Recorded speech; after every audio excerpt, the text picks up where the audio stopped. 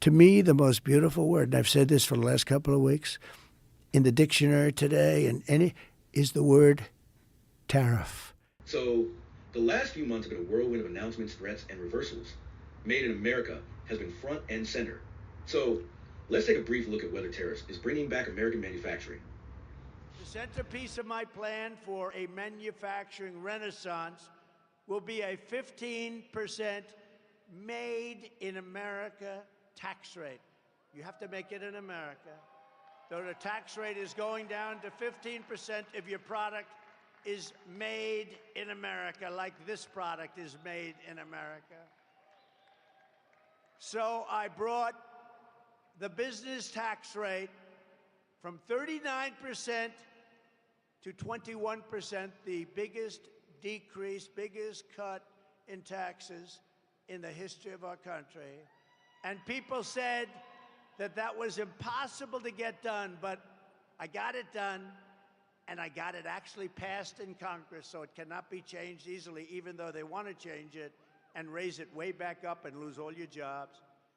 It would be difficult to think of a more elegant way to reduce prosperity globally than these levels of tariffs. These are more than 10x the levels of tariffs in the first administration. On a gross level, they're actually greater than the tariffs levied in Smoot-Hawley that led us into depression, where we lost a third of our GDP and unemployment was at 25%. If we're looking to alienate the largest trading partners in the world and shove them into the hands or the arms of China, Japan, South Korea, and China are having talks for the first time in a while. If we're looking to reduce our purchasing power, our prosperity, take our markets down, this is literally the most elegant way I could think of doing this. I used to, Anderson in graduate school, I was a graduate student instructor in macro and microeconomics. And we used to talk about tariffs the way I imagine they talk about leeches in medical school, saying, can you believe they ever did this? So I don't know what the end game is here, other than somebody who believes he's a great deal maker and can go country by country and figure out a better deal. But we've lost so much credibility that I think the structural long-term damage here is really significant. Beyond tariffs, the structural long-term damage, what, to America's reputation, to faith in our economic system? The reputation of America means risk, innovation, IP, great universities. It also means consistency and rule of law.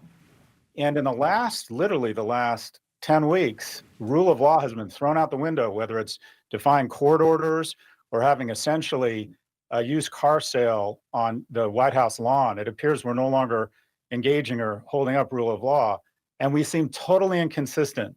The tariffs are on, they're off, they're on, they're off. Global trade has been this enormous unlock for the US economy and our prosperity.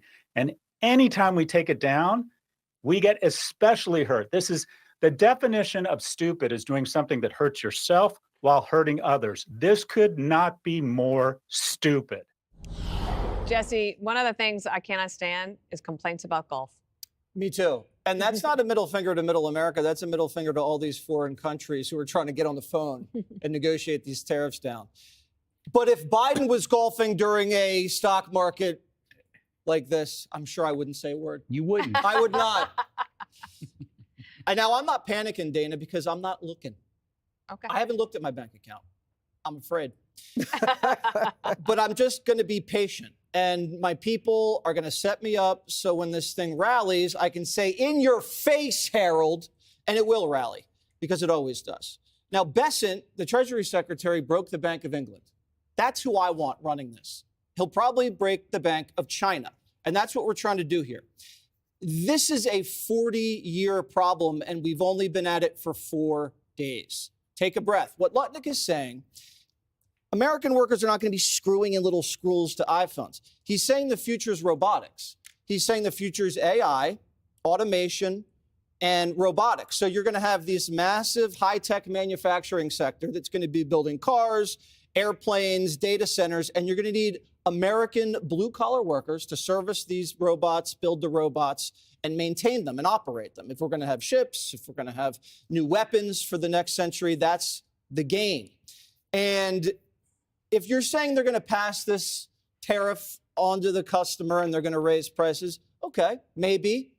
Or We just got 6 million new customers all over the world. So we're going to be making so much money selling these things to India and Asia and Europe that we're not going to have to raise prices. Now, everybody says, oh, we have these flat screen TVs. Got to have our cheap flat screen TVs. Okay. Does the guy really need $50 off a flat screen when his factory left? When he doesn't have a job and fentanyl's pouring into the country? That's the trade-off we're talking about here. Now, here's how I feel about this. Remember in 2022, when they had 2 consecutive quarters of negative GDP growth? And that's technically a recession, and the S&P was down 20% for the year. Did anybody panic? Were there any panicans? No, they said Bidenomics was working. I don't know if it was or not. Well, obviously not. We have, right, and that's the point, because now we have growth in the economy.